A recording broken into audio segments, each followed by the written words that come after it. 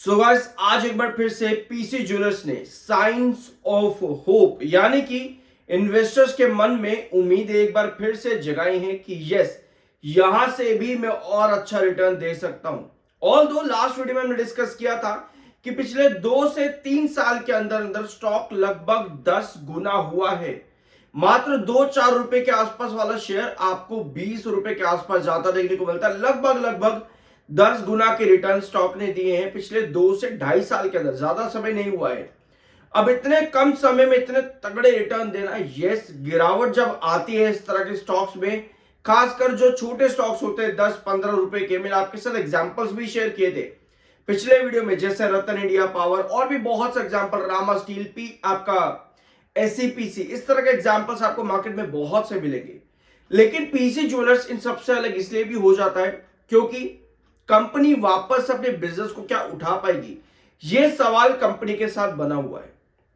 हमने देखा कि ईडी आपकी रेड लगाती देखने को मिली, उसके बाद कंपनी के वापस से शोरूम भी मिले हैं, कंपनी ने रिटेन करे अपने शोरूम्स, जिन पर वापस से कंपनी सेल चालू करेगी, जो कि एक अच्छी बात है।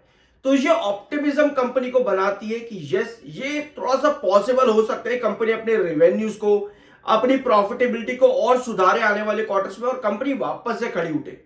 ये कंपनी पीसी ज्वेलर्स अपने आप को उनसे अलग कर सकती है अगर कंपनी ऐसा करने में कामयाब हो जाए। तो आज का जो मूव है उसके पीछे के रीजन क्या है समझते हैं। VRNISM 7 सर्टिफाइड, सब्सक्राइब जरूर कर देना। बेसिकली इस तरह के स्टॉक्स में आपको क्या दिखता है, जस्टिफिकेशन दिखता है। पहले तो ये देख लो, तगड़े रिटर्न स्टॉक ऑलरेडी दे चुका है। इन सब चीजों को वापस से समझेंगे ताकि आपको क्लैरिटी मिले। आज के दिन बायर 1,24,00,000 है और सेलर 1,09,00,000, यानी कि बायर आज के दिन प्रेशर बनाता देखने को मिला है स्टॉक में एक मूव के लिए।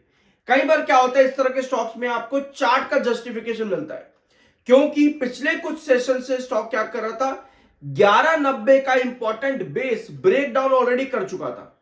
अभी आएंगे वहां पे।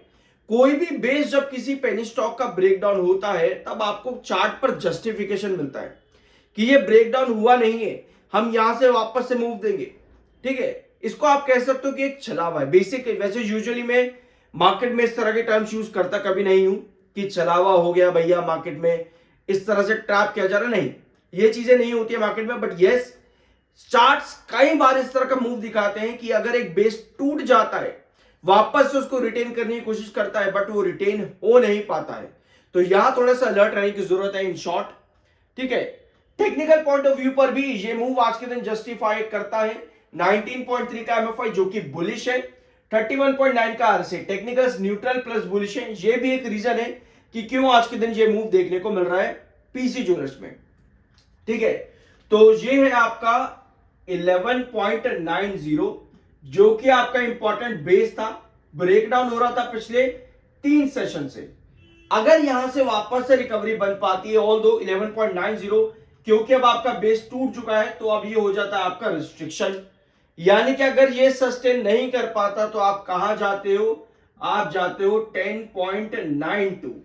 ये बनता है फिर बाद में आपका क्रूशियल बेस।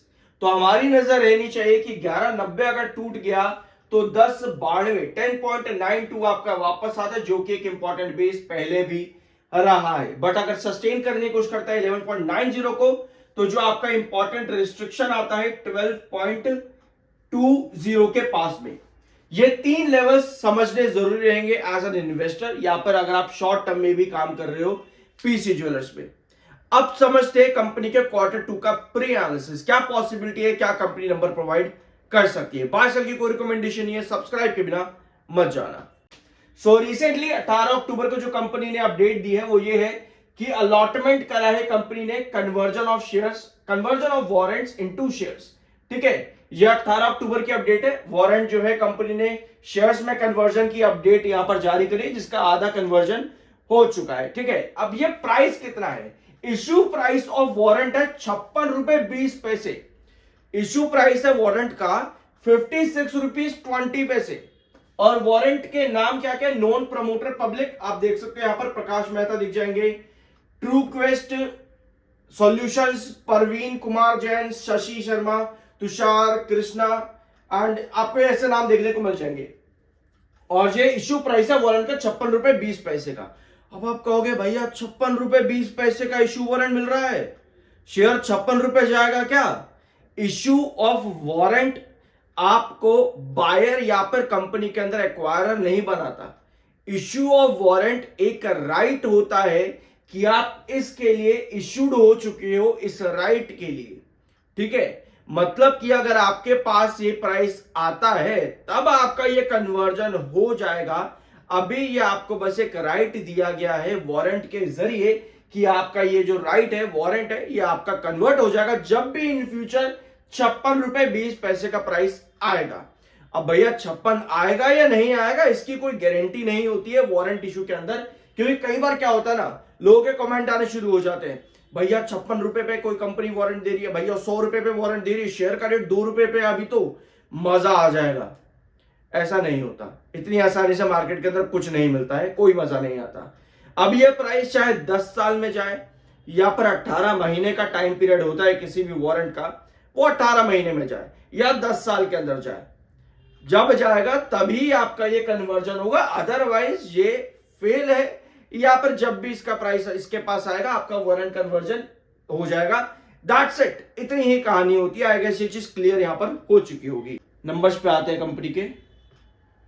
कंपनी ने बताया कि हम अपने आप को डेट फ्री डिक्लेयर करेंगे। हमें एक चीज मालूम है कि कंपनी ने पिछले 3 से 4 क्वार्टर, यहां पर देखेंगे अगर हम ये वाला डाटा देखो कंपनी का, लगभग 2024 मार्च से लेकर के आज के नंबर तक यानी कि जून 2025 तक कंपनी के रिवेन्यू में बड़ा अच्छा जंप आया है।